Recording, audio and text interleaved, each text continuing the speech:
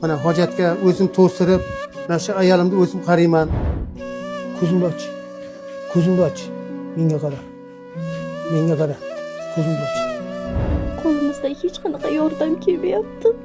Ovqat yeyolmaydi, suv icholmaydi. Onamni ko'rib biz charchab ketamiz.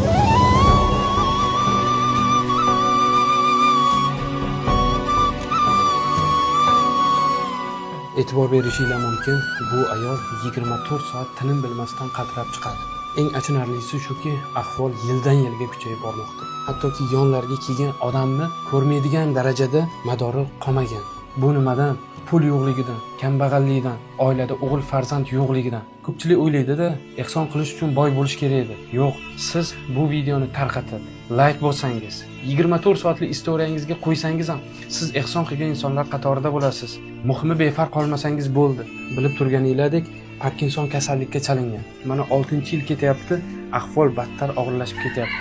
Turkiyada bilsanglar, Parkinsonda davosi bor, miyaga chip qo'yishadi. 10 yil, 15 yil, 20 yilgacha kasallikni butunlay tanadan so'rib beradi, ahvol yaxshilanadi. Chip qo'ydirish uchun esa $30,000 mablag' talab etiladi. Hech kimga bu kunni ravo ko'rmaymiz, iltimos yordam beringlar.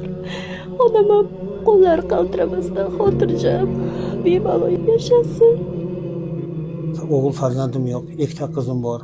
Katta qizim mana shu, ikkinchi guruh nogirani. Qurbon bayrami ostonasida turibmiz. Azizlar, qo'linglardan kelgancha ehson qilinglar. Bir oyda bir marta kiyadigan shimingizni cho'ntagida ham 10,000-20 ming so'm pulingiz qolib ketgan. Pastdagi barcha kartalar Berkibayev, Baxtiyor hamda Berkibayeva Mahmuda nomida ayolning eri hamda qizi nomiga ochilgan. Agar kartani biri ishlamasa, limit desa pastdagilarga ham o'tkazishga harakat qilib ko'ringlar. Ko'pincha kartalar limitga tushyapti. Bugun 26-may sanasi, 48 soatga bu ehsonni yo'qyapmiz. Tez orada xudo xolasa bu onamizni bu darddan forig' etamiz. $30,000 yig'ib Turkiya davlatiga jo'natamiz. Azizlar, videoni tarqatinglar. Eng muhim narsa befarq bo'lmaslik.